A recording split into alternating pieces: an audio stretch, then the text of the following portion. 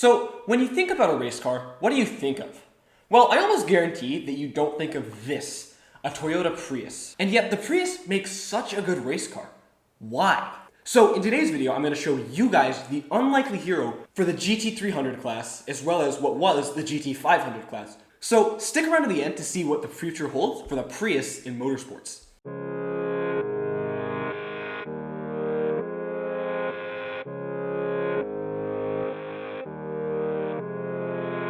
So, the Prius. It's quite a boring car. It really is just the PB&J of the car world. There isn't really anything offensive about them, except sometimes the people who drive them, but that's a story for another day. But they also really aren't anything to write home about. Now, the Prius really is not meant to be a race car. At least not until you put a V8 in it, put new suspension, new tires, and basically a whole new car. But at that point, it still is a Prius, and it still is a race car. Or at least it looks like a Prius when it's... Now, what I just described obviously is not quite a stock Prius, but then again, a bunch of stock Priuses going around in circles wouldn't really make for a good racing series. We're getting our butts kicked out here, Brian. I told you the Prius wasn't fast enough. Stick to the plan, Todd. You can do this. We're getting embarrassed on national TV, Brian. So anyway, let's get into the series. At the start of the Prius's racing career, it was a mid-engine V8 sports car using a 3.8-liter V8 as well as a hybrid system to power it. But the rules of the series changed in 2018, forcing the manufacturer, Toyota, to put the engine where it goes in the stock car. Now, this poses a couple of obvious issues. For one, they can't keep racing the hybrid system, which is kind of sad, but okay, whatever.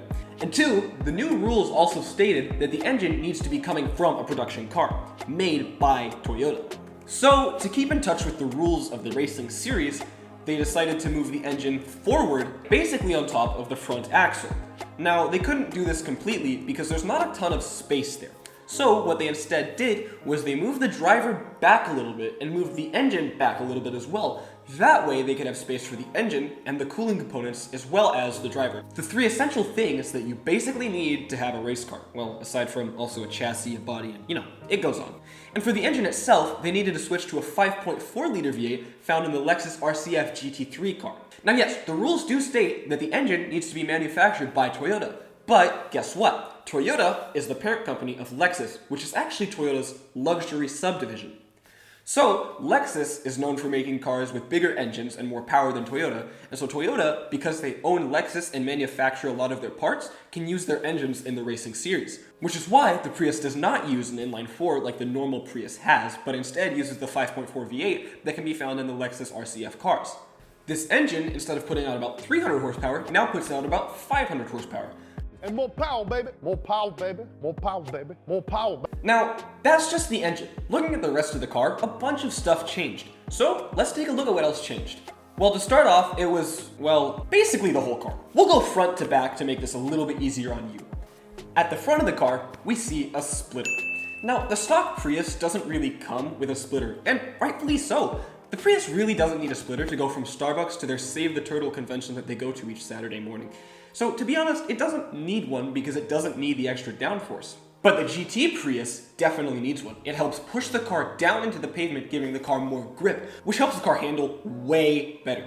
It also generally helps direct air in a better direction, whether that be underneath the car for ground effect purposes, or just around the car to make it more slippery in general. Moving on to right behind the splitter, we see a heavily modified front bumper. Now, this bumper is elongated a little bit and made a little bit wider to fit all of the extra cooling bits needed to keep the Prius cool in the race. Now, obviously, running a big engine like that needs a lot of cooling components, and for a lot of cooling components, you need a lot of space, because, well, big metal objects need a lot of space to house the big metal objects.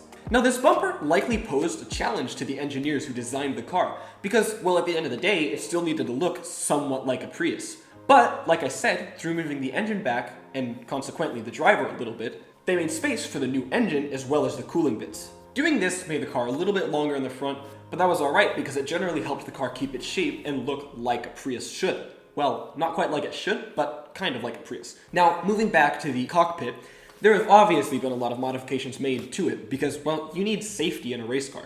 Really quick, I do want to pause this video to ask a quick favor of you guys. Please, please, please, if you can, just share this video with somebody else who you think would enjoy it. My goal here on YouTube is to build a community for people who like cars and want to discuss them and just have a great place to chill.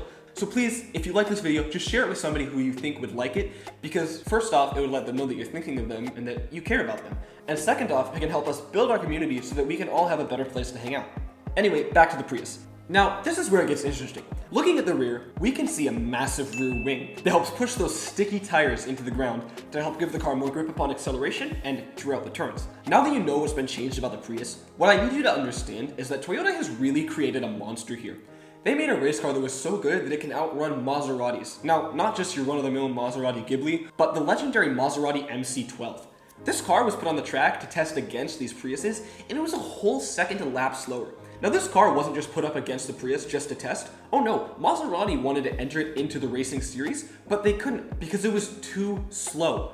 Just think about that. A Prius beating a Maserati MC12 around the track. That just blows my mind because, to be honest, a Prius is not the kind of car that you'd think could beat a Maserati straight up like that. The Priuses are currently run by APR Racing. They own two cars, the 30 and the 31. After some reliability troubles early in their racing career, the Priuses really started to take off, winning multiple championships and on top of that, a ton of races.